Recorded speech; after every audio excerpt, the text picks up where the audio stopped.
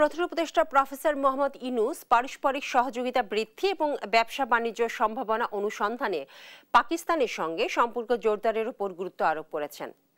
বৃহস্পতিবার রাষ্ট্রীয় অতিথি ভবন যমুনায় পাকিস্তানের পররাষ্ট্র সচিব আমনা বালুচ প্রধান উপদেষ্টার সঙ্গে সাক্ষাৎ করতে গেলে তিনি এই আহ্বান জানান। এ সময় প্রধান উপদেষ্টা বলেন, কিছু প্রতিবন্ধকতা আছে, এসব কাটিয়ে ওঠার উপায় আমাদের খুঁজে বের করতে হবে এবং সামনে এগিয়ে যেতে হবে। তিনি আরো বলেন, প্রধান উপদেষ্টা বলেন, সার্কের কাঠামোয় পাকিস্তান সহ প্রতিবেশী দেশগুলোর সঙ্গে ঘনিষ্ঠ সম্পর্ক তিনি সবসময় পছন্দ করেন।